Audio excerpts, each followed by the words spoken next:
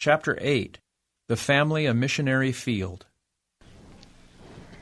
Our work for Christ is to begin with the family in the home. The education of the youth should be of a different order from that which has been given in the past. Their welfare demands far more labor than has been given them. There is no missionary field more important than this. By precept and example, parents are to teach their children to labor for the unconverted.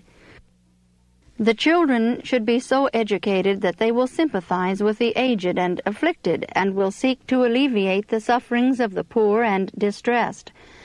They should be taught to be diligent in missionary work, and from their earliest years of self-denial and sacrifice for the good of others and the advancement of Christ's cause should be inculcated, that they may be laborers together with God.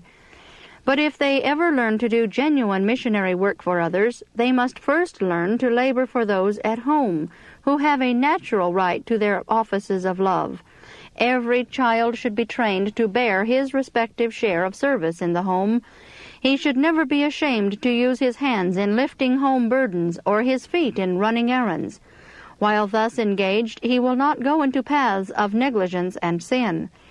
How many hours are wasted by children and youth which might be spent in taking up their strong young shoulders and assisting to lift the family responsibilities which someone must bear, thus showing a loving interest in father and mother. They are also to be rooted in the true principles of health reform and the care of their own bodies. Oh, that parents would look prayerfully and carefully after their children's eternal welfare. Let them ask themselves, have we been careless? Have we neglected this solemn work? Have we allowed our children to become the sport of Satan's temptations? Have we not a solemn account to settle with God because we have permitted our children to use their talents, their time and influence in working against the truth, against Christ? Have we not neglected our duty as parents and increased the number of the subjects in Satan's kingdom? By many, this home field has been shamefully neglected, and it is time that divine resources and remedies were presented, that this state of evil may be corrected. What excuse can the professed followers of Christ offer for neglecting to train their children to work for Him? God designs that the families of earth shall be a symbol of the family in heaven.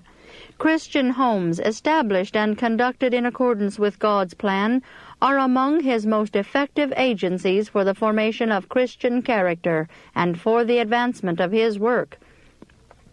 If parents desire to see a different state of things in their families, let them consecrate themselves wholly to God and cooperate with Him in the work whereby a transformation may take place in their households.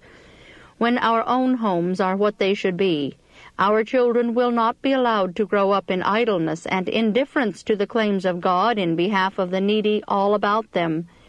As the Lord's heritage, they will be qualified to take up the work where they are.